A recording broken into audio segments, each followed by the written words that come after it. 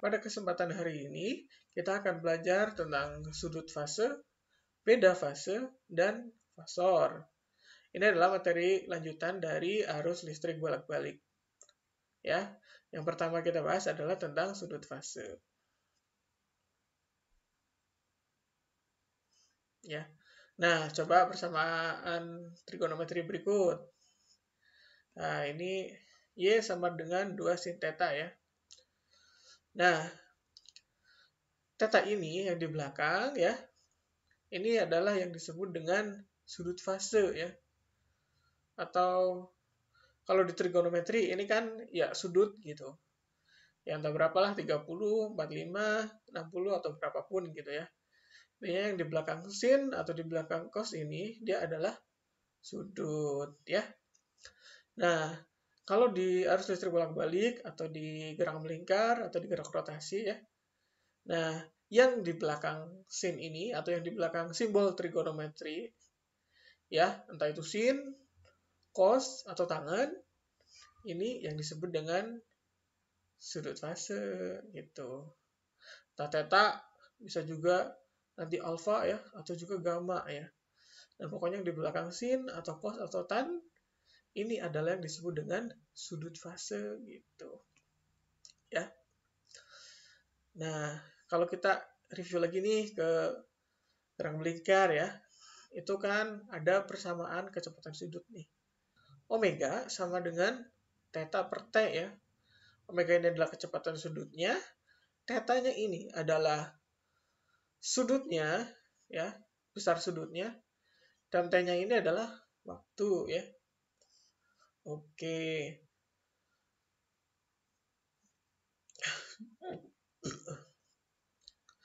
Dari persamaan kecepatan sudut ini ya, persamaan ini kita bisa ubah menjadi theta ya, sama dengan omega T ya. Ini kalikan silang aja ya, ke sana. Ini sebentar, kalau ini kalikan silang saja gitu. Nanti pindah ruas ya.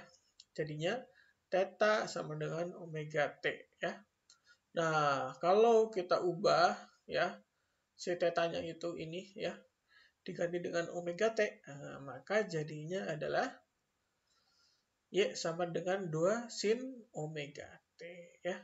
Nah, berarti kalau kondisinya seperti ini, persamaannya seperti ini, berarti si omega T-nya ini adalah kecepatan sudutnya, begitu ya.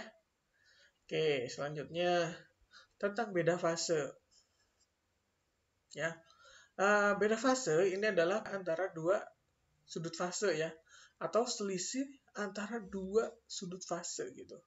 Ya, misalkan ya kita punya persamaan ini apa, tegangan ya, V sama dengan V max sin omega T gitu.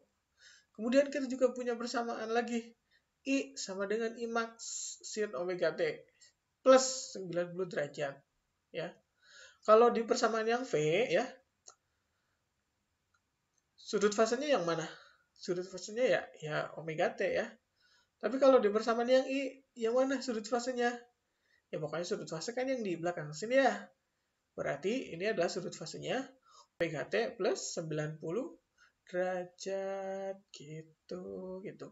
Berarti beda fasenya adalah 90 derajat. Dari mana 90 derajat beda fasenya antara I dan V? Ya tinggal ini aja. Ini kan yang I kan omega T plus 90. Yang V omega T, berarti ya tinggal ini aja. Omega T plus 90 dikurangi omega T, maka hasilnya adalah 90 derajat. Atau dengan kata lain ya, arusnya ya, atau I-nya, ini mendahului tegangan ya, sebesar 90 derajat gitu. Ya. Nah, kemudian ada yang disebut dengan fasor. Nah, fasor ini adalah singkatan dari fase vektor gitu.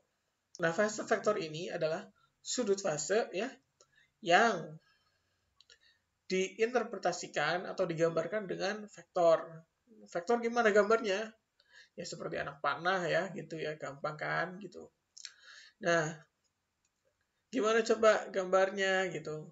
Oke, misalkan kita pakai yang ini deh. pakai dua persamaan ini lagi ya. Nah, kita masukkan V satu maksimum omega T, I sama dengan I max sin omega T plus 90. Maka ya kalau kita buatkan grafik seperti ini ya. Nah, ini yang garis horizontal ini menandakan omega T ya. Maka ya, fase vektor dari si persamaan V-nya atau tegangannya adalah dia searah dengan omega T. Ya. Nah, berapa Nah, di mana fase vektor untuk I-nya? Nah, karena si I-nya atau arusnya itu unggul 90 derajat ya, maka dia 90 derajatnya ada di sini. Ya, dia unggul 90 derajat. Nah, ini kan 90 derajat ya. Oke. Nah, untuk pembuatan fase vektor ya, kalau dia unggul ya, kalau dia unggul 90 derajat, maka dia arahnya ke berlawanan dengan jarum jam ya, nggak searah gitu. Arahnya nggak searah dengan jarum jam, tapi dia berlawanan dengan jarum jam. Atau searah dengan perputaran dari sudut ya. Perputaran sudut. Kan biasanya ini 0 ya di sini. Ini 90, di sini 180, di sini 270, di sini 360 ya. Searah dengan putaran sudut ya, tapi dia tidak searah dengan jarum jam. Kalau jarum jam kan ke sini ya. Oke ya.